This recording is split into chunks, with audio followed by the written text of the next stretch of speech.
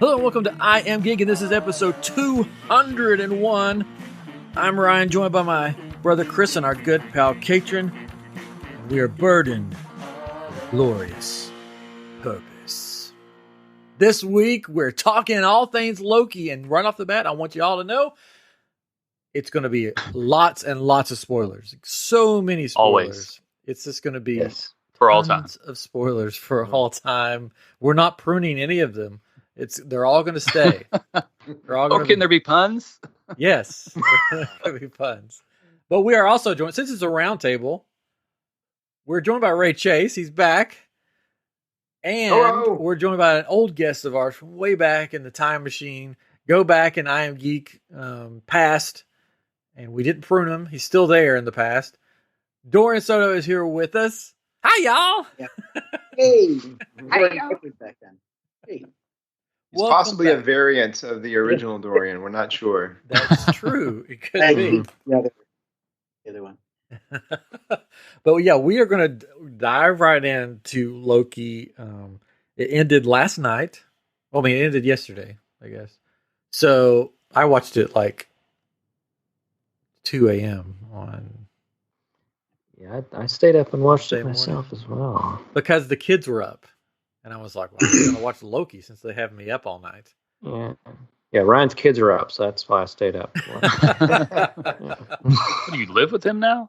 I wasn't aware Ryan's kids were up, so I went to bed and watched it the next day. Well, I'm glad that I did, because as soon as I got up, there were spoilers everywhere. I avoided all social media, like all of it. Yeah. Nothing. Even MySpace? MySpace. Oh, I don't have that. But yeah, because I mean, I don't know if I told you guys, we did the WandaVision one, because on WandaVision, my son and I stayed up and we watched the WandaVision finale, and I swear to you, the next day I just popped open YouTube, and there was like a YouTube, and in the thumbnail was her in the Scarlet Witch. Of course. Final costume. And I was like, are you kidding me? In the thumbnail. So, yeah. So all day yesterday, I couldn't get on the internet. I just looked at the Firefox icon and was like, can't take a chance. Right before we started recording tonight, I threw my back out, so I'm just sort of propped up here. So if you see me just fall over. He's tied to a board. So, yeah, pretty much. I have an ice pack on my back. I was bending over to pick something up. I'm an old man. Just gonna do that. Old man problems. Yeah. But okay, so let's dive in. There were 6 episodes of Loki. I would wish there was a 7th, but because we never got that jet ski moment. There should have been an episode. I mean, Winter Soldier, Falcon and the Winter Soldier, they had a whole episode dedicated to building a boat. They could have had a whole episode dedicated to just him riding around on a jet ski, but they didn't. I'm calling it right now. I think that's going to happen in the Multiverse of Madness. You're going to see a moment where Owen Wilson, it's like as he's traveling through all the different universes, you're going to see Owen Wilson just jets. We just come through the scene. Wow! Wow! A space jet ski. Yeah. Riding through the Milky Way. Yeah, we'll get into that. And I think there were some missed opportunities with him in this show that would have been hilarious. But anyways. All right, so we'll just start like we usually start. Oh, first off, because this is spoilers like crazy. I was right. Kang Train Gang rules. So I wanted to put that out there. Kang Train Gang rules. You were right for once. I was right for once. They can keep me I wish around. I could be right. I know. I called it from the beginning. I was like, Kang is coming. I'm on the train, gang Kang. And everybody said no. It's a big train because there's many Kangs, as we'll kind of find out. But anyways, I finally got something right. I was all in for Mephisto. People called me crazy and it didn't happen. So I thought I was crazy. So I went all in on Kang. And I was actually surprisingly right. So they did point at the devil, I think, in the first episode when they were in that church and the kid pointed at like a demon. Yeah, so that was a little bit like a throw off in there. There was a slight chance, but it was not too easy. Chris It was told more me. like them pointing at the fans, going "ha ha." Yeah, exactly. That kind of looks like Mephisto. They not went in back the and show. refilmed that scene just for that, just to rub it in our face. If you cut back, the kid's going, and then he's just, that's cool. Mephisto. Anyway, all right. So I thought we would just, like we usually do, we'll start with with our overall thoughts. Dorian had a good idea right before. He was trying to get us to do it beforehand, but I was like, no, save it for the show. We sort of give our number 1 through 10 of the episode or of the series, and so let's do that. Let's just give it a 1 through 10. What we thought of the Loki first season, which we can say that first season now. There will be a second. Yeah. So who wants to start? Chris, go ahead. Great. Get it Me? on. Go for it. I regained it for us. It was good. Yeah, so There you go. A number is what 1 through 10. Oh, a number. Give it he number. didn't ask for an explanation. He just said a number. Just a number. Just say what He's you're already giving you rating. an out. Number. So. 52. Oh my goodness. Oh, wait. Why don't we start with Chris? Did you give a range? 1 through 10. Did you give a range? I don't know. I don't remember.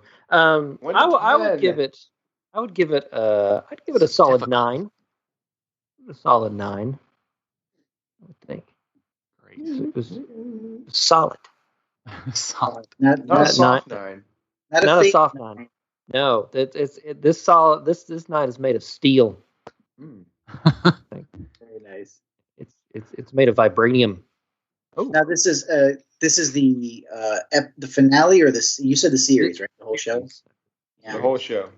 If you were ranking it on IMDb, what would you give it? I would say the same thing. I would say 9. I agree. Yeah. That's definitely one of my favorite of the 3. I'd say like 8.5, 8.5, 9. Yeah. There's things we'll get to that. But there's things I thought that could have been done a little bit more masterfully. Yeah. That would have made it a lot more solid than it was. But yeah, it was a lot of fun. Yeah, I'll give it I'm going to be around the same area. I'll say 8. 8? Just to be different. Oh, 8. Well, Wow. so you hate it. Numbers Hate going it. down. Yeah, it is. I give it a 9. It was. I loved it. Oh, back up. You I loved gotta it. make this 9. interesting. Come on. This didn't say like 4. It was a 4. No. One person that's going to do 3. -5. -5. I really liked it. Don't get me wrong. No, you hated it. It's okay. You can just accept it. But I give it an 8. Well, Vance in our comments gave it an 8 too, so you're right there with Vance. Yeah. Nice. The 8 brothers. Pals. See, Vance has them. He has some issues. There's some issues. Keeping it out of that high range. It wasn't perfect, you guys. It wasn't perfect. Come on, guys. Anyways, all right. So let's get into the good. What was your favorite parts? Like, what was your favorite things about this show? We'll do the good, the bad, and the Loki this time. The good, the bad, and the Loki. I love the music. Oh, the music was actually. Yeah, the music was Yeah. really Man, good. it was so cool. That whatever that sound is with the. I think they used a theremin. You know,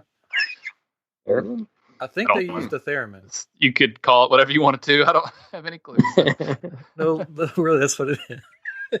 Okay, oh, that's great. You know what that is? No, That's the thing that looks like there's nothing there, and you put your hands through, and it makes all those weird sounds.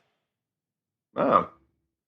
It looks like a piece of metal that sort of comes up, and there's on a platform, and there's nothing there. But then when you put it through, it makes all these sounds. I don't know. It's called the theremin. Like black magic. Just, so the music and the style of like the TVA was just really cool. It reminded me a little bit of like Fallout and also of Umbrella Academy. Yeah. Like there's a lot of Umbrella Academy kind of going on here. Yeah, so that's probably my 2 favorite things about the series. 70s futuristic. Yeah. Yeah. Mm-hmm. I like seeing all the other Lokis. That was a lot of fun. Yeah, that's cool. Seeing the Gator Loki and the classic Loki. I mean, that was great. I mean, that's the character that I read about, and to see him actually like in the flesh was pretty awesome. So and he's gotten so much praise for that. It's been really nice to see because he's Richard Grant's been around for so long. So it's nice to see him getting some love. He rocked that costume too. Like it's awesome. He rocked it. And he looked like an older version of Tom Hiddleston. I mean, it was amazing. Yeah. And the best scene. Oh, go ahead. I like this theatrical acting. You know, there was that moment when he's like fighting against I can't remember what it's the cloud dude. Yep. But when he's fighting against him, it's such a great scene. When he's raising those buildings up, it's just that was the best. You know. That's good. I love like what? Okay, I gotta bring this. Why are you like you're old? We're supposed to die, right? And he's just like, you don't go up against like a Thanos with a knife. Yeah. It's not gonna Everybody work. knows that. So here's a funny thing about that, how he survived. So long ago when Infinity Wars came out. That's a story, Uncle Ryan. In a galaxy. I forget what year that was. Anyways, whenever that came out and Loki dies, there's a YouTube channel called New Rockstars, and they do a lot of reviews and go through all the analysis and details. Well, when that came out and Loki died, they said on their show, I bet he was just floating debris. I bet he didn't really die, and he was floating debris. And everybody gave him a hard time, like, no, that's so dumb. That's so dumb. So I don't know if Marvel saw this and was like, let's write that in to Loki or whatever. But it came true. He was floating debris. So I just thought that was hilarious because watching New Rockstars now, when that came up, they're like, wait, we were right. We were actually right about something. Well, in that timeline. Yeah. Yes. So I thought that he was great. Perfect. But okay, who's next? I really like the team up of Mobius and Loki. It was a solid character team up for the show. They really played off each other well. Yeah. You kind of got the buddy cop feel from that for a little bit, you know, with them working off of each other, you know. But it was good. Yeah. I also like the just some of the little throwaways in there, but you still got really excited when you saw Throg, for instance. That's what and you just see him like reaching for the hammer, like, oh my god, that's the dude. Like you get excited over those little, you know, throwaway moments. I thought that was a lot of fun. I can't believe that Chris Hemsworth came and voiced that part. Really? I didn't know that. Yeah. Well, supposedly there was going to be a bigger scene with him at the TVA when Loki shows up. There was going to be like a little fight scene between Loki and Throg. But they cut it out for pacing. They didn't think people would get it. Interesting. We would have got it. All right, so who's left? Me? Or is it I was going to agree with Chris because I think my favorite thing was the relationship with Mobius and Loki. Yeah. I wanted to see even more of that because I felt like Loki. Because I mean, I know, and we'll probably get more into this. I mean, I know the character evolved. He wasn't always the mischievous Loki that we knew in the early movies. But I felt like when he was with Owen Wilson, he was more Loki-esque than when he was with oh God, I just forgot her name. Sylvie. Yes. Because I felt like when the two of them were together, there was a little bit of I'm kind of playing you and you're kind of playing me, and that was fun. And it felt like the character's evolved, he's growing a little bit, but he's still got a little bit of that mischievous streak in there, and it was just fun to watch. And hopefully we'll get more of that in season 2. For me, it's probably the Thanos copter. But other than that, let's see. Gave it a 9 just for the Thanos copter. I loved Gator Loki. I read an article right after that episode. Scientists, Esquire contact these scientists for them to confirm whether there was an alligator or a crocodile in the kid scene. There was a whole article, and Alligator. they would send the picture to him or to the scientist, and then of course he has the little horns, and they'd be like, "That's an alligator with horns." What am I looking at here? Yeah. So Alligator Loki was great, but Mobius and Loki together were great. I'd have to agree on that. That was just fun times. All the actors I thought paired well with each other in this show. Mm-hmm. Even like the I don't know his name, the guy that Loki like not kidnaps, but he takes him to the drawer with all the stones in it. Oh, the TVA agent. Yeah, he was really good. Yeah, he was like, I got you like a fish. Yeah. Like, what's a fish? Yeah. Yeah. So all of in the I should have wrote down the names. That guy.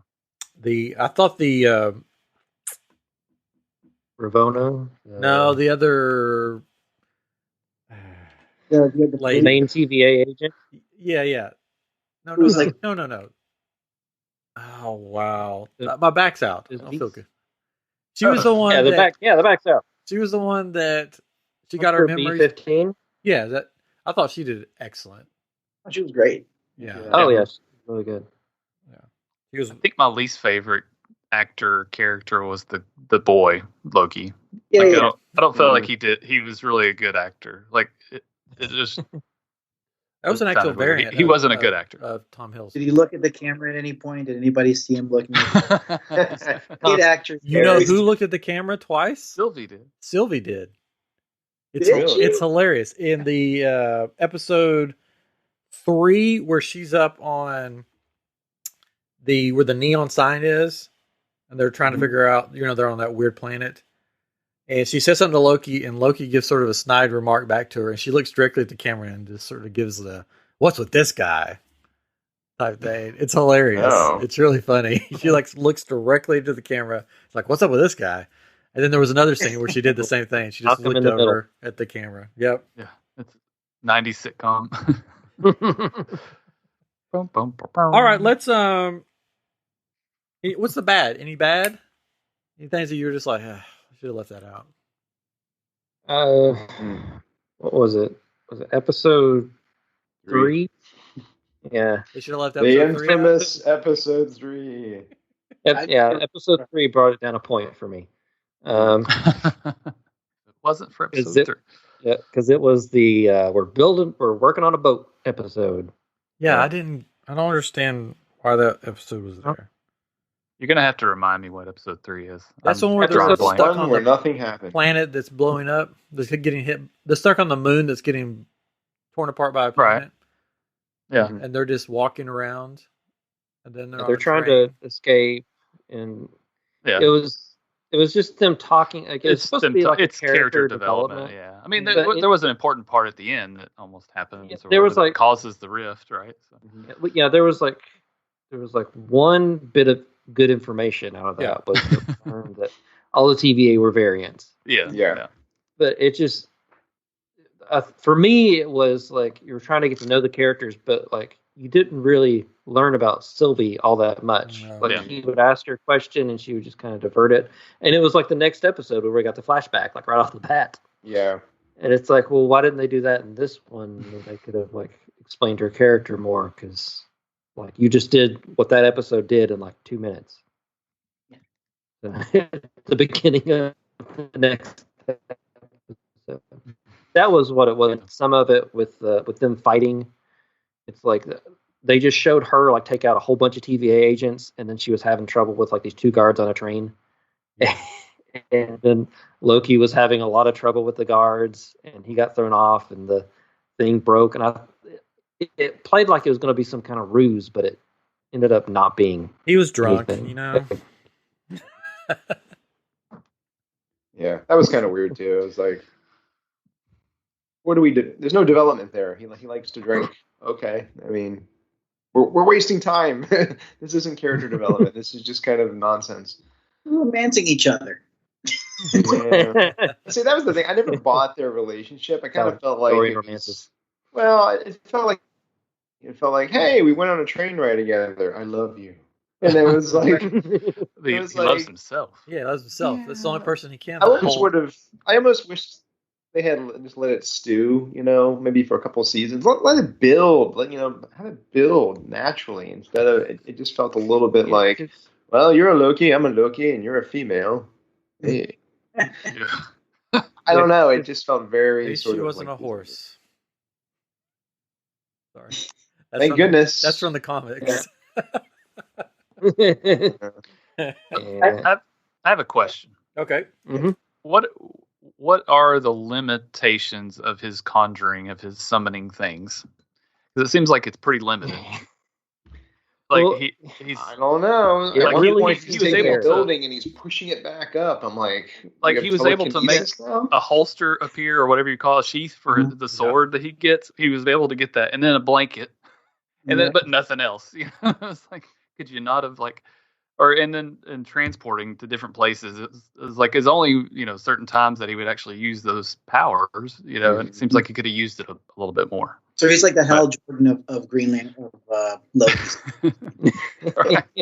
He can only conjure up a fist in the plane and stuff like that. But when the guy asked for a ticket to get on the thing, he couldn't just make it here. It was like, oh, you got me there. Or they're trying to run to get to the big ship, the Ark, right? And they're like, we got to get there. Yeah. It's like, Get a motorcycle. Transport it over there or something. I would say that's like the overall thing for me, is that I felt like there were certain moments where those characters who are, they're gods, so why can't they do these things, and why can't they overpower these people? And so for me, female Loki, I can't remember her name. Sorry, guys. Sylvie. So, she started off like they introduced her as this amazing character that can beat just about everybody up. And then when it gets to this point, when they finally meet, all of a sudden there's certain obstacles that she can't seem to overcome. When she had been doing it for years. So it was a conflict for the sake of having it. You know what I mean? Right. Yeah, there were power inconsistencies throughout the whole thing, and it was basically just she could do enchantment, and that was kind of it. And then the last episode, suddenly she was able to use her magic to push away Loki and get the sword back to herself, and maybe somebody was just paving the way. Somebody was just paving the way, and they could only do certain things because it was the only thing on the road that they were walking. Who could that have been? Well, I guess maybe so. But that was my overall problem with the show. Was I feel like there was probably more masterful ways to do some of the things that they did, and I feel like kind of like in the final episode, there's a lot of exposition, and I feel like they shot it and they did it in the most boring way possible. Two people sitting there with swords in their laps across the desk while this guy continues to go on. And it's like, you did come here to kill him. I mean, could you guys be walking around the room? Show Loki start to kind of go from being I want to kill you to, wait a minute, I think I might actually believe you. Instead, it was the same front of the desk pan in shot on Kang over and over. And I was like, there's so many different ways you could have shot this to make this engaging, but I feel like they took the most boring way possible. Same thing with episode 3. You want to do character building, have the characters doing things together, not sitting there talking about love while they're riding on a train. It's this is so not engaging and not fulfilling to then have them be in love 50 minutes later. It's I mean, he did. So he did show on the paper with everything that was going to happen on it, so they sort of knew what was going to happen. Script. He showed it to him and said, "Oh, here's the other stuff that's going to happen right now too." And it wasn't until the moment when he said, we've reached that point, that they started moving around and they started doing things. So it wasn't until that moment when he said, "Okay, this is all I know. This is it. I was lying to you. There is a point, and we've reached that point. So now it's up to you guys." I think some of that was still manipulation. Yeah. Because I don't necessarily. because he said something to her like, "Oh, you hear what this guy's saying? Like, sure you can trust him." And it was like he was goading them into not like lining up together anymore and trying to go their separate ways again. So there was definitely still manipulation in there, which the character had faked his death in the comics before. Or like they kind of base this off of Immortus in the comics, who's a future version of Kang that basically runs the TVA with the three guys, but in this is just him. But it's almost like he wanted that to happen rather than Loki win the battle, and so he wanted to die. But it's for him, it's not necessarily dying. I don't think. I think this leads to a path where it kind of frees him of other Kangs better. Yeah. But I thought Jonathan Majors, the actor that plays He Who Remains King, excellent job. He was fantastic. Oh, it was great. I saw him in that show on HBO, Lovecraft Country. Excellent on there, and he did an excellent job. Now, did you? This is. I'll go ahead and do that since you just talked about that in episode. What was it? 5? Is that? That's the one where they cut the head off the. Lizard people. Yeah. So when they cut the head off and Sylvie walks over to it and picks it up, you hear a voice in the background. If you go back and listen, that says that's his voice saying, "See you soon." Oh, interesting. Oh, really? Yeah, isn't that cool? It's like it's his voice. It's like Jonathan Majors, and he said, "See you soon." Or something, whatever he says in the at the end when she stabs him, he says it there too. The same thing. So it's sort of cool. Pretty cool. We watch. That's my water bill moment for Loki. On WandaVision, I was like, "Did you guys see the water bill? What was on it?" They're like, "No." I look for weird things, so that was my water bill moment. We've sort of started going through. Let's go back to the beginning, episode 1, and go through just briefly the episodes. It started with the episode 1 is called "Glorious Purpose." And what did you guys think, if you can remember back that far, because it was so long ago? 6 weeks. 6 weeks ago. When you first saw the episode, what were your thoughts about what this show was going to be, or what was happening, or anything like that? You remember? I probably don't. I remember liking it a lot. Yeah. But to me, it was like okay, it's going to be like him basically trying to take control of the TVA at some point. He's going to try and manipulate and bend all this to his will, basically. But he's going to have to help them along the way to get Sylvie or the variant at the time. But that was basically like what I thought the plot was going to be, like which it kind of did for a little bit, but his personality did change pretty quickly to not necessarily wanting to control the TVA, but also like keep control of it and make sure nothing bad was going to happen. Yeah. But I did, because I actually put the episode on today, and it was interesting when Mobius is talking to him, how Loki is basically saying like, "Oh, people shouldn't have free will. Like there shouldn't be free will. Like I need to be in charge of this." So it's like he's like he who remains at that point. Yeah. That's who he kind of thinks he is, and it changes over the course of the show to where he's like, "Oh, wait, like yeah, free will. Everybody should have free will." But then it kind of swaps a little bit at the end again, so it kind of goes back and forth. Interesting. Although at the end, though, I wonder if he's more concerned not so much with the free will as much as something worse coming. Yeah. You know, like, well, yeah, everybody, it's either this or, we destroy the entire universe. So destroying the entire universe is probably worse. So maybe we should. And he has in his mind, because he saw it on the TV screen, the TVA, he has in his mind how bad Thanos gets, right? And he's like, we don't want that again, because ultimately, A, that could lead to my death.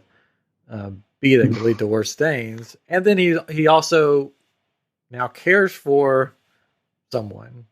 And he says it, I just want you to be okay. I just want you to be safe. So I think a lot of that played into that at the end there. That he was looking out for Sylvie more than himself. Yeah, the first episode to me when I first saw it, and this might be a really dated reference, but it reminded me of when Gina Davis and Alec Baldwin went to died. And so they're like, now they're going through this like circuit of what they need to do to get processed into death. And so they're meeting all these different characters. Sitting there like, what's happening? What are you doing? Like, well, this is all the stuff you said. You need to sign this. I will. And then like, it's just very comical in the way they do that. So I felt when I watched that episode, that's immediately like what I went to. I was like, oh, this is that Beetlejuice moment. And so he's just trying to figure things out, just like everybody else. And there was even a point I remember, because I even forgot this too, like where he was in that timeline. Because I mean, like much like we watched all the things, so we knew that he was going to die, but he didn't know. So when he got to the part where he's seeing his mother getting killed, he's like, wait a minute. I didn't know about this. Like, well, this hasn't happened yet. You were like, you were off trying to steal the Tesseract. And I'm like, oh my God, that's right. I forgot about that. So he is totally like out of it, and I thought that was that was a really cool acting moment for Tom Hiddleston too, just watching like everybody else watching his own move, watching Marvel. Basically, he's like, yeah. The TVA has the best Marvel box set. Yeah, it totally does. So you're watching him react, and it's like, holy crap, that's so awesome. But yeah, it was really. What's that? Oh, sorry. I was just gonna say, when you said Gina Davis, I thought you were like talking about Thelma and Louise. No. Like, it reminded me of like Thelma and Louise when they were going over the cliff. Yeah, but it definitely had that Tim Burton-esque feel of how he was cycled through all these different very hokey characters, and then you meet I can't remember the name of the clock lady, Miss Minutes. But when she's introduced, like, oh my God, this is totally like the little lady with the cigar, like, oh, you're getting processed over here, so like you're dead now, but let me tell you what's going to happen to you. It totally had that little moment, and I feel like it gave Loki that chance to kind of really process it, and as like an audience watching him perform, I thought that was such a great scene. So that was like probably one of my favorite episodes. Yeah, it was really good. It was if like Epcot ran. What's that? Yeah. The timeline. It's like an Epcot ride for the timeline. Hey y'all. What did you think about when he goes through the aura detector thing? And they're like, we need to make sure you're not an android or a robot or whatever. Do you think that they don't want androids or robots in there because A, they would immediately figure it out what's going on, or B, they can't control them like they can people? They can't make the variants work for them because they're androids, and it wouldn't work. Like they would figure it out and they couldn't control them and make them employees of the TVA. Well, maybe it just couldn't really be a variant if it was a robot, Yeah.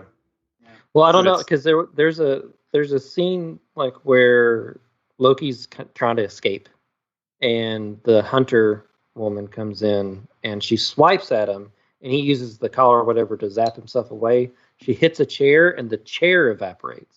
Yeah, like the chair prunes. I'm just the chair has variants. I know. I'm just like, all the furniture in this place have variants. Yeah, all the stuff prunes. Yeah, because you have the carnival tent or whatever, or the Renaissance fair tent. I just imagine, like, I don't know, He Who Reigns going to like an IKEA or something. And just, so I wondered if that was anything, or if it was just like, it would be a funny joke. Am I a robot? I don't know. It seems like a funny joke. I think it was just you'll explode. Yeah. I just thought it was funny that he even had to second guess it. Like, yeah. Wait a minute. It's like that life. Like, am I just dreaming this entire life that we're living right now? It's crazy. All right, let's move on to episode 2. Really fast. I'm trying to think if there was anything special or Was that the Rock or the Infinity Stones moment when he realized that was in 1? Yeah, that was in 1. Yeah, episode 2 is basically Loki getting up to speed and then going out into the field. Right. He tries to pull a fast one. Yeah, at the Ren Fair or whatever. Yeah, which was great, and that was really cool. I like that a lot. Mm-hmm. Yeah, I love the moment where you're seeing all the different kinds of Lokis, where they're showing the little holograms of all, the Loki. I almost wanted them to just cut to another scene of Jeff Goldblum with the tentacles. If they had just that's a different variant. Because that was a missed opportunity. Like soccer Loki. Yeah, that was a good one. And then episode 3 was Lamentus. Mm-hmm.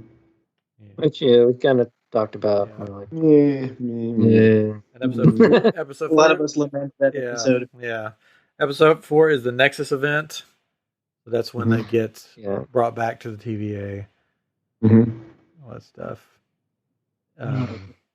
That's the episode that has the guest cameo that nobody knew that was out of the blue and nobody knew that was coming. Oh yes, Lady Sith. Lady Sith made an appearance. Which I thought that was hilarious. That was cool. And then over and over and over that him getting pummeled. That was a good one. It was that was a I think she's coming back for the next Thor. Yeah, what I've heard. Oh, okay, cool. Yes. Everybody's going to be in that movie. Yeah, all the Guardians, Thor, Natalie Portman, everybody. It's like everyone's going to be in that. Everyone's going to be in Spider-Man, and everyone's going to be in Doctor Strange. Mm-hmm. Well, I read a thing today that Loki might be in Doctor Strange. Yeah, I saw that. Yeah. Now, it might not be this Loki. It could be a different variant if multiverse starts falling apart. So, Gator Loki's coming back. With a vengeance. All right, let's go on to episode 5, which is my favorite episode of the series. This is like an Easter egg hunt, if there ever was an Easter egg hunt for. I mean, there was so much going on in this episode. There were so many things to see. I mean, it was every turn, every scene, there was multiple things that you could recognize. And what stood out to you the most? What was the one thing that you saw that you were just like, that's amazing that they included that? Besides Throg, I mean, that's sort of a given, I think. Oh, well. Well, when we were watching it, my son noticed, he said, I think I saw Avengers Tower and there was a Q on it. And I was like, what? And then I went and I looked afterwards, and it was like the name of Kang's company or something that I guess in the comics they end up buying Avengers Tower.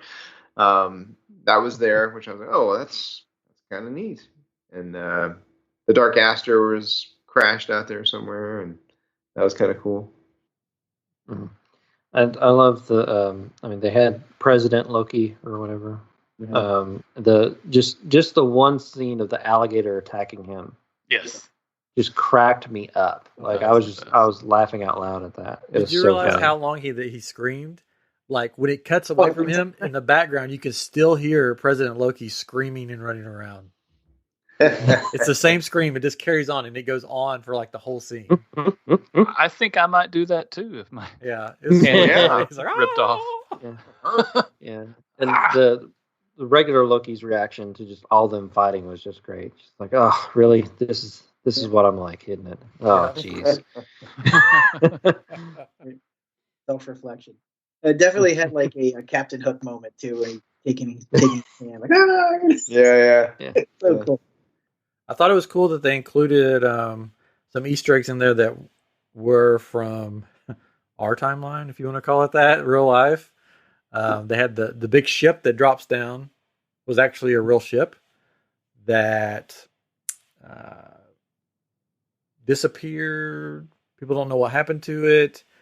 And that they were saying that the government was doing experiments on this ship to make it invisible, and that it actually teleportation. Yeah, teleported and went away. And so that was a cool thing to include because, like, oh, so that's what happened to that ship. it was this in the Loki timeline. It was this at the end. So that was cool to see that. And of course, you had the Sphinx with the nose on it, and of course the Thanos comic. That was hilarious. What was the one that they covered in the first episode? That was also like it was actually based on a real. Oh, D.B. Cooper.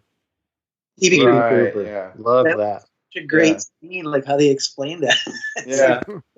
I was watching. That was cool, but it was unexpected too, because I thought that was going to be part of like him as a TVA agent, but it was like him and Thor like just goofing around or something.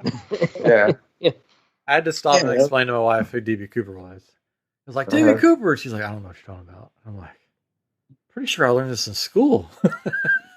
Like, we didn't. So you paused it, took about 30 minutes explaining the whole thing to her, and then started the show again. Pretty much. That happened. Okay. I don't know if she was listening. That happened on the last episode. So Kang gives his big speech and he drops in the little globs that turn into him and stuff, does the whole story, does the whole thing. And then at the end, and he goes, wait till you see, you think I'm evil, wait till you see my variants.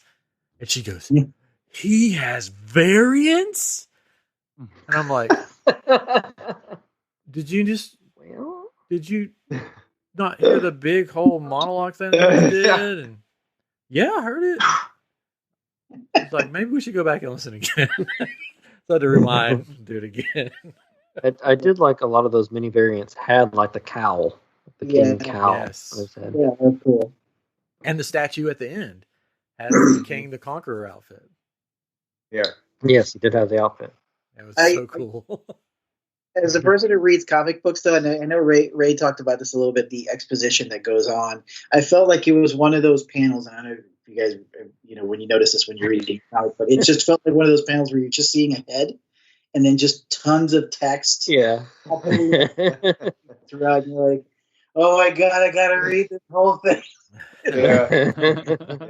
It was really cool. I just wish they had just shot it different. I mean, I loved when he was like zipping around the room, and so and at the same time, because he's up, he can be a little bit more taunting and then a little bit more like annoying them, because it's kind of like, I'm one step ahead. I knew you were going to do that. That's why I popped over here. And that was kind of fun. But I mean, it just went on for so long. Cut back to them. They're sitting there listening with their sword. Cut back to him doing his stuff. Cut back to him still listening. He jumped up on the desk there. Like, oh my gosh, it's been like 20 minutes. It needed more camera. Yeah. But he did such a great job though, because that one moment, because he was really good. Sort of like joking, and he's got that humor, and that one moment when his demeanor completely changed, it's like amazing, because he just went, just went from this like and then he just went, but then this happened, and it was just like, wow, this guy's good. Well, when they crossed the threshold, whatever that moment was, he looked like he was really scared. Yeah. Like, and then when he was like, I said I knew everything that was going to happen. I kind of wasn't telling the truth, because now I don't know what's going to happen. Which I was like, well, that's really cool. It reminded me of the scene, a little opposite of it though, from Doctor Strange, when like the Ancient One is like just dying and like looking out the window. She's in her astral form. She's like, I've whenever I looked ahead, this is as far as I can see. Yeah. Like, to this point. But she was very like peaceful and acceptance of it, and he was fearful of that. Yeah.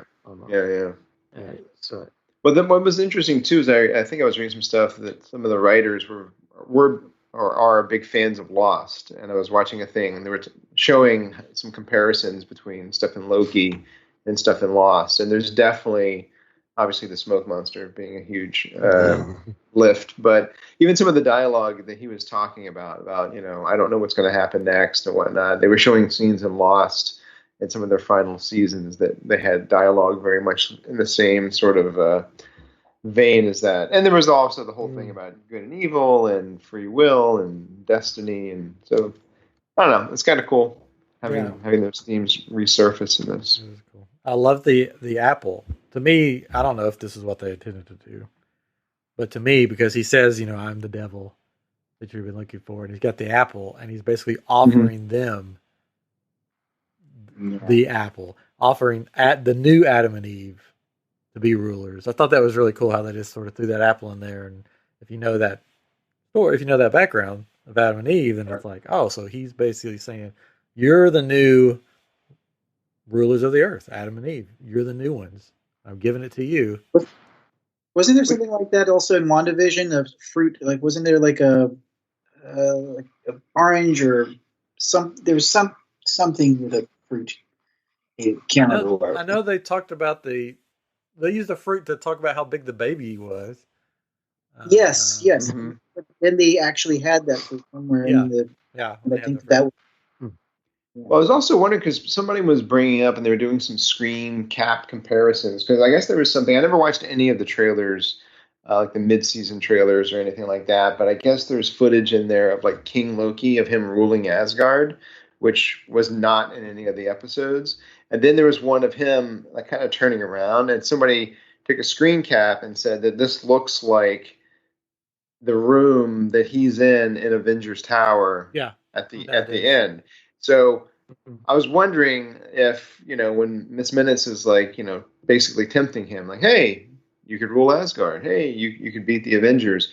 Did they originally actually shoot like a montage with voiceover of him like on the throne? This could be your future, or this could be your future. What do you think? And then they're like, nah, that's too cool. Let's just have her talk. Yeah, that was the rumor that was what it was going to be. And then I think they cut it for time or something. Yeah. Wasn't that the greatest jump scare in Marvel cinematic history, though? When she pops in this minute, that last episode. Hey, y'all! It was so funny. Second only to Green Goblin in Spider-Man. Oh, that's true. That was before. That was before. Yeah, that was before MCU. So, yeah. I did see like at the beginning of the episode, like they have like two universes. Yeah. Mm-hmm.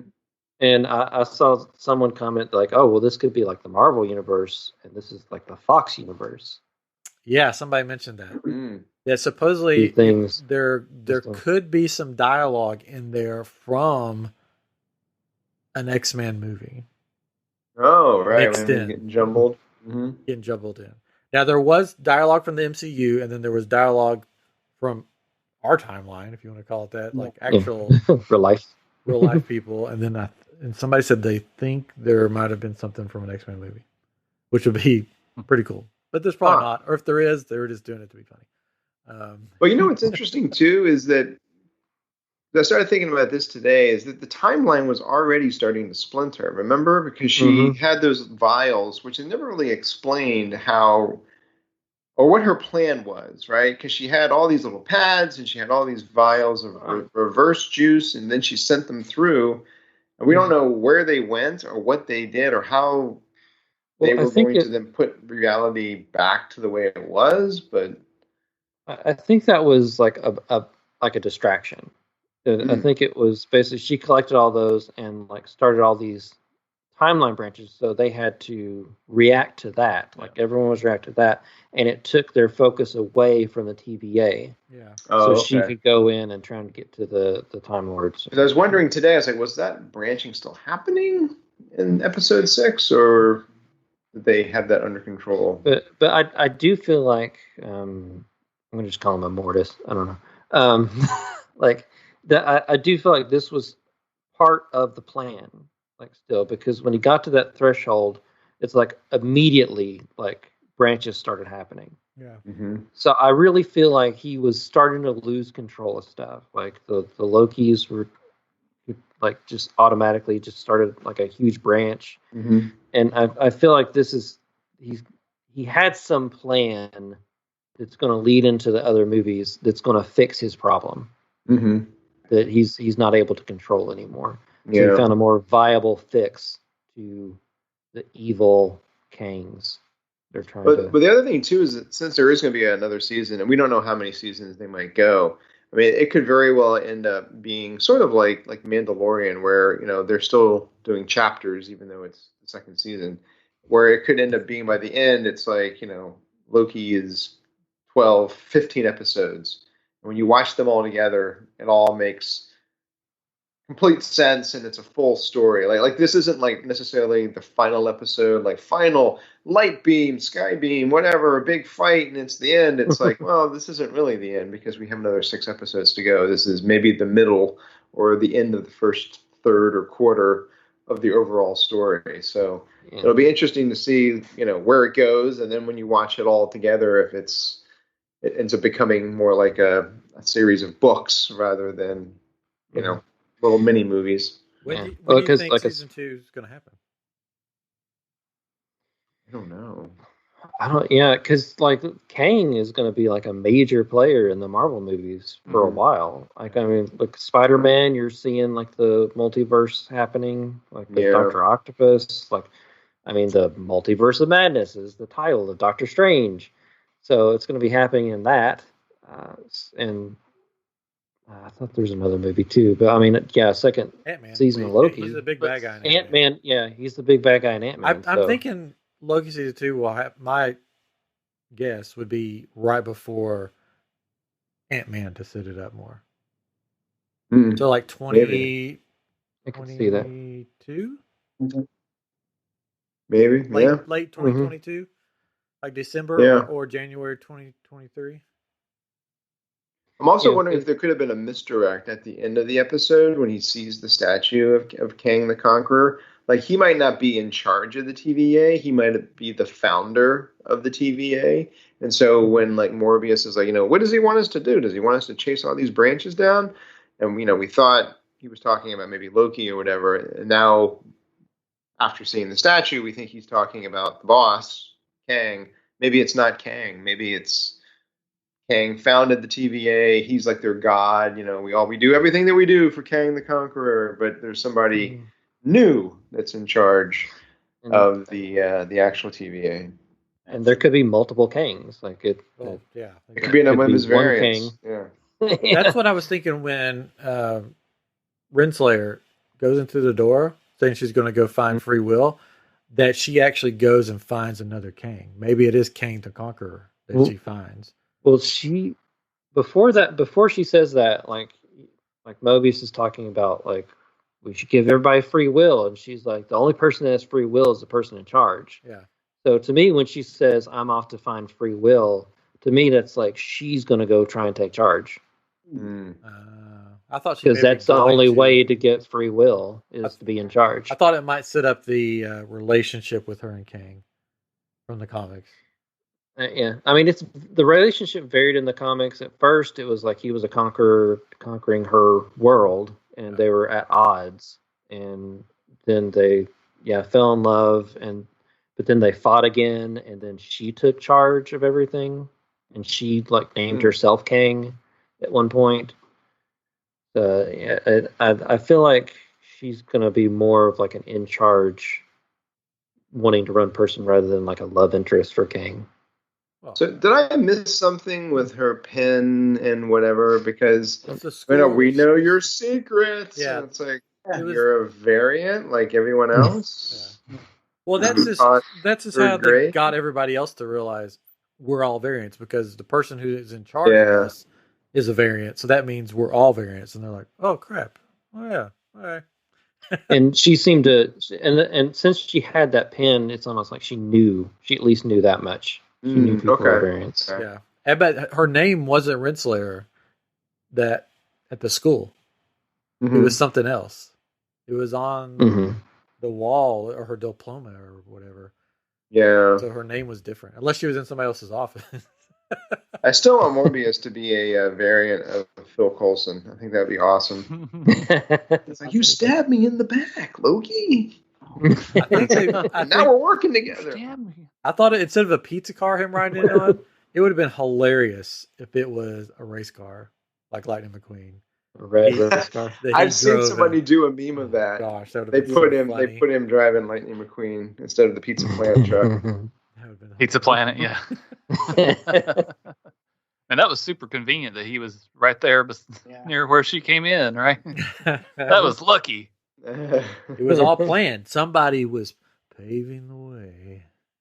I mean, so they did show that things, you could see people appearing. Like, it's like things would shoot down. So he saw something shoot down. He's like, I need to go help that person, whoever it is. I need to help them. I guess, but I don't know. Let's see what else we got. It's kind of weird. It's kind of weird. Yeah. So do you think? I don't know if we mentioned this because I'm out of it right now. Where Loki got pushed into, is that the time? Is that a different TVA? It seems like it TVA, is. Or either it's the same TVA or it's a different one because they didn't recognize him, right? It seemed like they didn't recognize him, but it could have been that their minds were kind of like changed because all of a sudden something happened to Kang, So I don't know. I mean, because it's interesting you think about it because like the TVA is apparently in a place that's outside of time. So, sure. Yeah. like, how is that necessarily affected? Yeah, like it's probably in the quantum realm. Yeah, and time works differently there. Oh my god! So. Of course it does. I felt like he got Marty McFly. Like he comes back and he remembers everything, and everyone's like, "Who are you?" Yeah. Mm-hmm. You sleep in your clothes again, Loki? Unless the TVA is just full of Mobiuses now. There's just like 100 of them running the TVA. Yeah. Great. Now they're not variants; they're just clones. Yes. Well, in the comics, I think most of the TVA agents didn't have faces. Oh, really? Yeah. Oh, wow. Yeah. That would have been even weirder. Mm-hmm. That would have been really cool. The thing with this series, I think they did a really great job. If you really think about it, like with the ending and with Kang kind of explaining stuff and explaining his past and so forth, they did a great job on the show of explaining what variants are and kind of what causes them, and the fact that you can have a variant. It may not be you. It may not look like you. It may not be the same sex as you. It may not be the same species as you. So it's kind of like, it's interesting setting that up for like, the movies and beyond, because who knows what they're thinking about doing and so forth. And if this is going to culminate in some sort of like end game final battle with all of the heroes and all of their variants. And you might have, variants of Ant-Man that are, reptiles or women, and Wasp might be a guy, and who knows? I mean, it could. They just set it up that you can have variants, and it could be anyone. Yeah, there could be a Spider-Ham. There could be a secret war, if you will. Yes. War. What? Yeah. There could be a hidden Kang coming up. Someone working with them, and they find out you're a Kang. You've been a Kang this whole time. Did you get canned? Totally got So, does this kind of set up What If, or is What If they're just them? I think different things. Yeah. When you saw all these things branching off, when you saw that timeline just go, it just looked like a bunch of hair follicles coming out. I'm like, this is What If happening right now. Yeah. Which is great, because when that show got advertised, you're like, oh, this will be cool, sort of like a What If. And now it's like, wait a minute, now you're showing us what just happened when all the things branched. Yeah, and I feel like it could be a way to set up characters that could pop up in the movies. That's interesting. Yeah, I'd love to see a live action Peggy Carter as Captain America. Yeah, that'd be really cool. Captain Carter. Chris, you're the smart one of the bunch. What I don't know why you decided that. What is he looked around the room. Yeah, I was like, I have actually a dartboard over here that has all of your faces on it, and I just threw a dart. It was like, oh, he's the smart one. Okay, what is the name of Kang's in the comics? He is the smart one.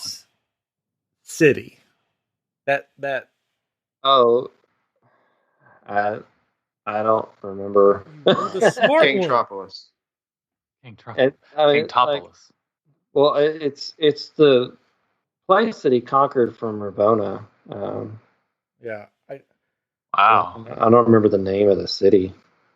Well, there's a theory going around that city is going to be the Quantum Mania Ant-Man place.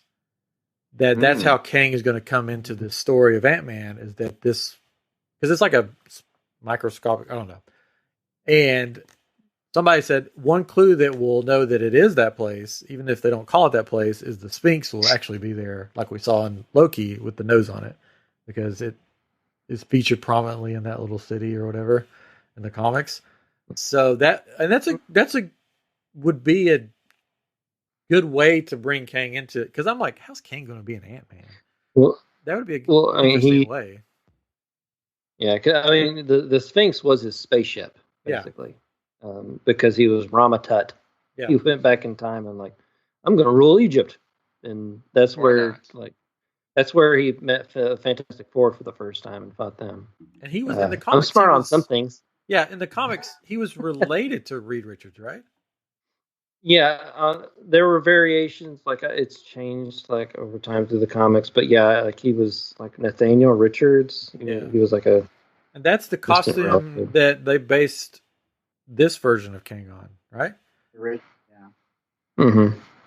That costume is sort of the same as Nathaniel Richards or whatever his name is. But that would be an interesting way to bring him into Ant-Man. It would make the most sense to me, I guess. Because they go into the quantum realm or whatever. They go to this Quantumania city. And I can't wait to see him marry Wanda and Vision. That character, he married them in the comics. Hey, dude. Well, Immortus, the character Immortus, married them. He also married. It was a double wedding, because it was Mantis and the Swordsman got married, which Swordsman's not even in the movie. Oh, well, they better get him in the movies fast. Yeah, they get married. All right, so where does it go from here? Where do you think we're not going to see Kang until Ant-Man, or how's it going to work out? Oh, we're definitely going to see him in Ant-Man. Well, I know we're going to see him until Ant-Man. Are we not going to see him until we get to Ant-Man, or season 2 of Loki, or? Is that supposed to be the next movie? Because no, that one's like far away. The next one's like Spider-Man. Next one is the Eternals. No, we got the Eternals. Shang-Chi and the Ten Rings. And then we have the Eternals, and then we have Spider-Man, and then we have Doctor Strange. That's when I think we're going to see him again. I can see there being an after credits in Spider-Man. Yeah. With them. Because if they start doing the same thing they did with Thanos, because once they kind of lined up and they're like, yeah, we're going to do Thanos, we're going to do the Infinity War, they started like having little pop-up Thanos moments like here and there. Some of them out of context, making no sense at all. Yeah, but and they'll start like, because they're doing the introduction now. They're introducing the Eternals. They're just like they did, like here's Iron Man, here's Captain America, here's Thor. With each of those, they like link them with the after credits or something like that. I can see Shang-Chi linking to Doctor Strange because Wong is in it. Yeah, and he's fighting the Abomination. So there's your link right there to get him into Doctor Strange. Yeah. Looking forward to that one though. For the choreography is going to be amazing. The fighting. Oh, it's going to be so cool. Can't wait.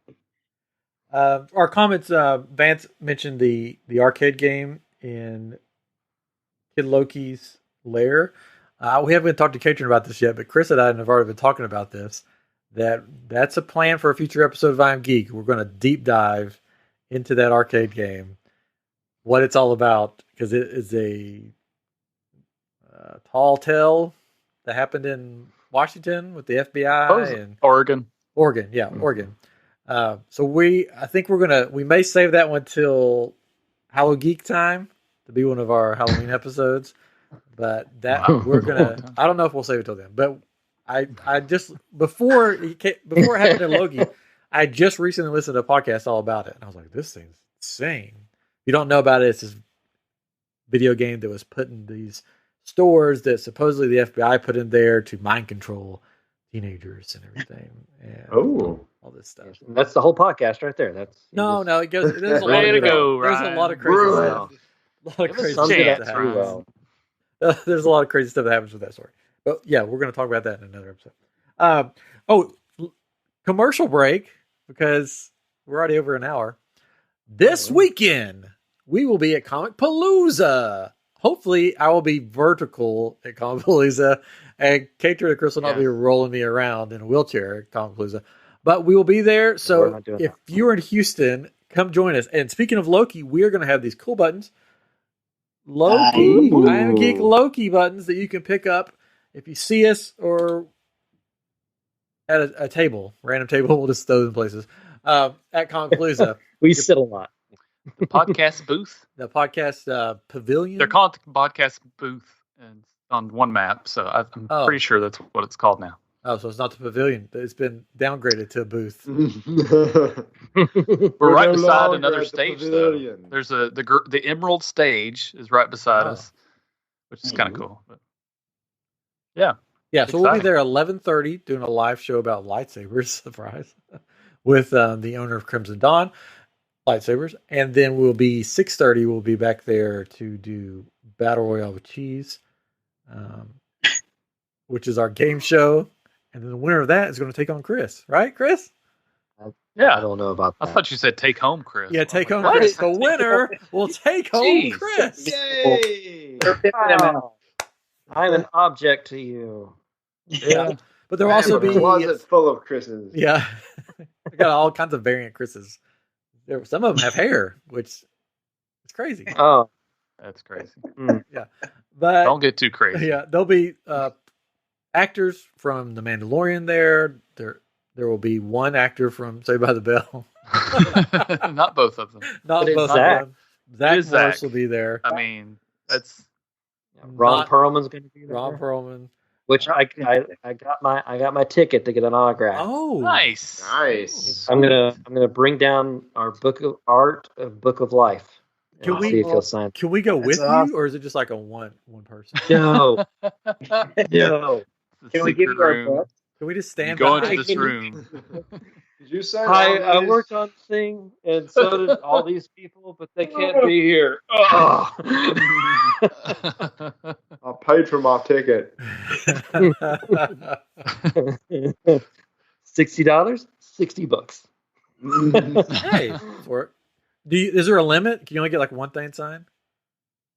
I'm sure it's like one thing signed, and I'm not even sure if he'll sign the book. They may do just the thing like, oh, well, you have to take a picture. But I'm hoping if I tell him like, hey, I worked on the movie, prove it to me. I made you who you are. Here's my IMDb. I animated your face. And then he's like, I'm going to sign on your face. It's like, that's fine. I'm never watching it again. Get tattooed. It's Clayface, not in the face. But we hope you can join us if you're in the Houston area, or if you're not in the Houston area, just fly on down. And we'll be there. That's what I'm doing. Saturday and Sunday, yeah. I will be there, hopefully. We all three will hopefully be there in costume, cosplaying at some point. I'll be the old man Kestis, because I'm way older than Cal Kestis, but that's who I'm going as. It's the Kestis variant. I'm Kestis variant, old man Kestis with his BD1, hopefully riding on my shoulder. If I can get that to work. I'm having some problems with it, but I think I'm going to get it to work. And then Chris will be Bill Burr. He's just going as Bill Burr. He's going to be the comedian. He's going to have a little beat button that he has to hit every once in a while. Hey, you know what I hate? You know what really grinds my gears? Yeah, you just talk like that the whole weekend? That'd be awesome. Yeah, the whole weekend. Can I have a Coke? I mean, Star Wars, really? Really Star Wars? And then Catron is going as an original character brought to life by Chris Catron. Yes. Nice. It's a bounty hunter? It's a bounty hunter, yes. Made up bounty hunter that has some Nintendo things. Oh, you are doing Nintendo. Mario. Well, I mean, I have a zapper gun that I converted into a blaster. Yeah, his original name is Soba Net. I also have a Nintendo controller that I made from what is it? Captain N, the cartoon, Yeah. And I'm trying to decide if I want to put that in there or not. Yeah, bring it on. So I don't have the Power Glove. I looked for one, and then I was like, I could make one, but I didn't. If I did, then I definitely would have gone with like the crossover of Captain N with Star Wars. But yeah, we're gonna have fun. But it's gonna be fun. Yeah, all our costumes are movie worthy. Top notch. Top notch. Part of mine right there. I spent time on mine. You did. You built a backpack. Look at that. That's cool. That's cool. Yeah. You can't see anything. We have to guide him around. I can see as long as I don't put the lights in there. I've got some lights that make it kind of cool. So we'll see. Yeah. You should carry around your little egg carton. The Baby Yoda egg. The Baby Yoda egg thing. I can't carry that thing because it's very heavy with all the liquid that I have in there. It's actually soap. Blue soap. So that was our commercial for Call Police. That's a long commercial. Yeah. It is a long commercial. Any last thoughts on Loki before we wrap it up? Because we're already over an hour. So did y'all notice all the people talking during the intro of the last episode? Like there's voices. Yeah. So my family likes to turn on the closed captioning on our Roku TV. So I have to go and turn it off, but I left it on, and which was cool because I got to see all the people that actually, the voices that you hear, like Maya Angelou was one of the voices in there. Yeah. And all these, of course, Avengers characters, or Marvel characters, X-Men characters. I'll have to go back. I don't think so, but it was like it was weird because it was people from our timeline, our history, that were in there, plus the MCU characters, I should say, and just I don't know. I didn't get it. I was like, what's the point of this? But I don't know. There's something to it, Yeah, that it leads into it's talking about the timeline. It leads into it's part of Loki. It's not part. Yeah. It's telling about the different. Sure.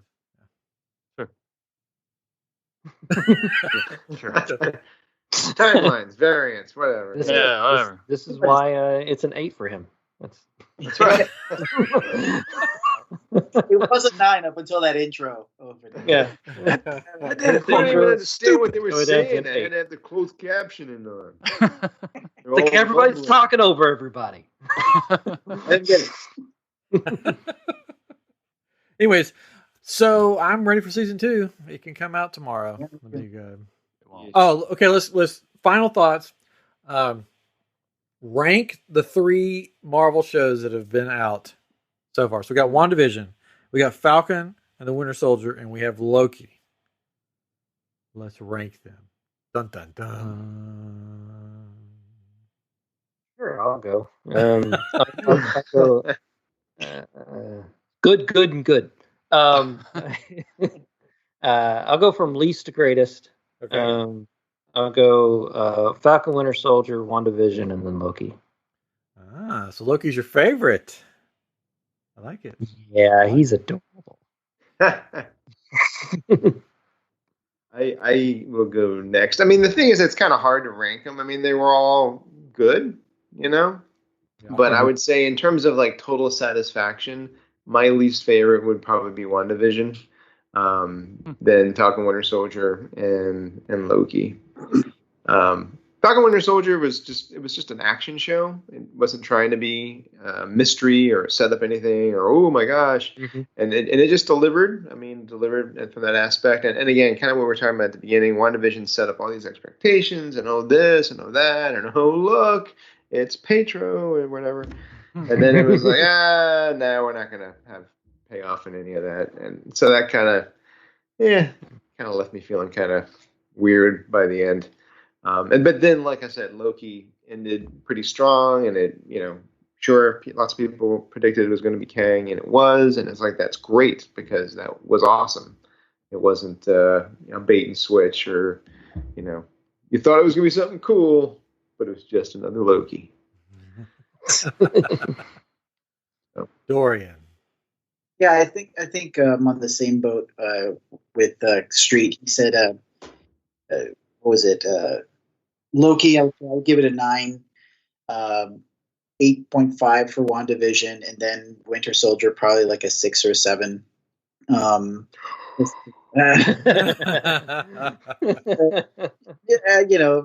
think because I don't know, I wasn't as engaged with the villain wasn't interesting enough for me. I wish Baron Zemo.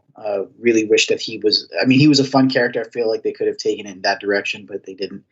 And to Ray's point, I did like the payoff with Loki, where everybody's like, it's got to be King, it's got to be King, and then you get that payoff, and yes, this is what we've been waiting for. This is what we wanted. It's leading into this bigger storyline that we're all kind of anticipating. So, and that just overall, just I love that character's development from the beginning of the season to the 6th episode. So it was really cool. Yeah, I'd agree with that. I think with WandaVision, you really don't. I don't know. I don't feel like it leads into anything else too much, really, right? It kind of does, but it still feels like its own kind of thing, especially when you watch this. And then with, at least with Falcon and the Winter Soldier, you know that there's going to be a new captain, right? But the show is done, it seems like, right? Or are they doing another season? I can't remember. There's talk of another Captain movie. But, right. The movie, another movie, but maybe not another series. Yeah. And then, but with this show, it's with Loki. We know there's another one coming, and we know it's setting up for these other movies. So there's this again like this payoff with it, and so I think that's probably my favorite of the three. So cool. Yeah. All right. Yeah. The way it played out, Loki's sort of the top right now because it has an actual satisfying ending. WandaVision, the show was great. Loved the show until the final, and I was like, boner. And then Falcon and the Winter Soldier. That's the word you wanted? Ralph Boner. Ralph Boner. Okay. Sorry. I don't think I've ever said boner. No, Ralph Boner. New thing. It's more like boner. Well, that. Yeah. Never get upset about it. My wife's grandmother didn't know what that word meant. And she goes, "Man, I pulled another boner today." And we're like, "What?" She goes, "Messed up." Anyways, and then Falcon and Winter Soldier last because from what I've heard, they had to shuffle stuff around, which really messed up the show because part of the show was supposed to be dealing with a worldwide pandemic, and they had to cut all that out, which messed everything up. I would be interested to see if we could go into another timeline, which we can't, but if we could, and go and watch it in the order that it was supposed to come out in, and see what I thought. Because WandaVision was supposed to come out last of these series. Huh. It was supposed to be Falcon, Winter Soldier, and then Loki, I think, and then WandaVision. So I'd be interested to see it in that order for a first time to see how I felt about everything. And Black Widow is supposed to come out before everything. Falcon, all of it. Soldier. Yeah. Which I haven't still seen Black Widow yet. I need to see it. Yeah. I watched it. I enjoyed it. Yeah. It was good. Yeah, I want to watch it. I was having a chance. But so I would be interested to see what my ratings would be if it actually came out the way it was supposed to be, with everything that was supposed to be in it, with all the extra scenes that was supposed to be in, like WandaVision, and they were cut out. I don't know. But yeah, Loki, because of the ending and the whole show. I mean, I liked it. Episode 5 was probably my favorite Marvel episode so far. Mm-hmm. It was just so much fun. It was just tons of fun. Yeah. Yeah. I could watch that episode over and over just to see all the craziness that happens with all the Lokis and all the Easter eggs. So there we go. That's it. That's Loki. There you go. There it is. The Roundtable. Now we're going to do this show again here in a few minutes with our variants, and we'll see what they have to say. The grumpy one. Yeah. Well, I don't be alarmed if there's an alligator sitting here. Yeah. There's over the top, Chris. Hey, I thought it was really good. Oh, one thing that I totally forgot to mention: who was the fourth statue in the we Kang's place that was crumbled down? We don't know. It could be the Miss Minutes. Whoever's behind Miss Minutes. Now in the comics, there was 4 timekeeper people, right? I thought there was 3. No, there's a 4th one that got exiled because he sort of went against the other 3, and he got sent to Egypt or something. I do my homework. So I wonder if the 4th... Not enough, because you don't know who that is. I don't know their name. Sorry. I can't know everything. Rivalry right there. He's shooting for that C. He's like, I'm not getting an A. I'm not, B's a little too much work. Sorry, I thought. I just figured that Chris would know all this, so I figured, Chris, what was the 4th timekeeper's name? And he would fill in the blanks. It's Joe. Yeah. Trying to copy my homework. Okay. Yeah. I figured you know. So you didn't know there was a 4th one, huh? There was. I didn't know there's. It could have been the actual He Who Remained. Could be. Because in the comics, that's not Kang. An old wrinkly man. Agent. He's an old wrinkly man. Well, he remained, so I mean. Yep. Yeah. You still calling me that? So there could have been a TVA, and Kang came over as Immortus and took it over, because in the comics, Immortus does try to take over the TVA from. We'll never know. Maybe. Probably never know. Might. Maybe season 2. That's the good thing about Loki, that there's going to be a season 2, because now you can go, oh, maybe that's going to be in season 2. Whereas the other 2 shows, you're like, well, we'll never know. Yeah. Well, I mean, they'll peel over into the movies. I mean, Captain America 4 will kind of probably pick up. But with White Vision, will we ever see him again? I don't know. Will we ever find out who Monica Rambeau's scientist is? Probably no.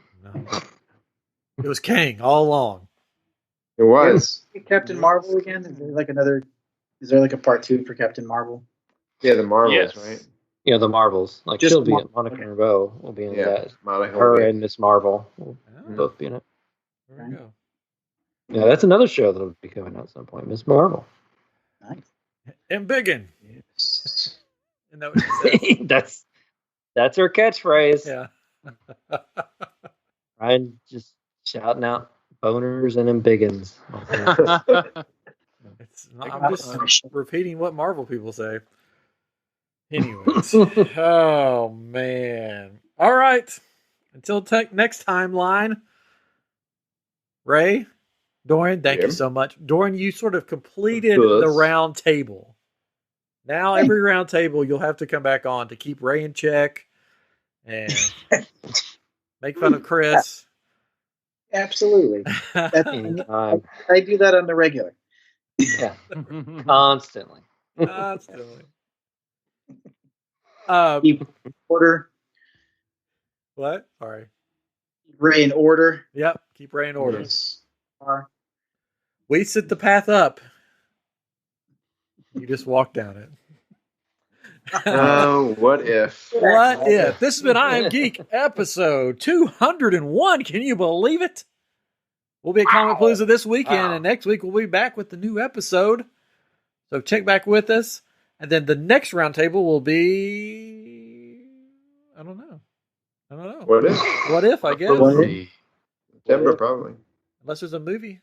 Maybe we'll do a movie. Well, there was Black Widow. You guys haven't watched it. Yeah, we haven't watched it yet. Anyways, thank you for joining us on I'm Geek, and we'll see you next week. Bye-bye.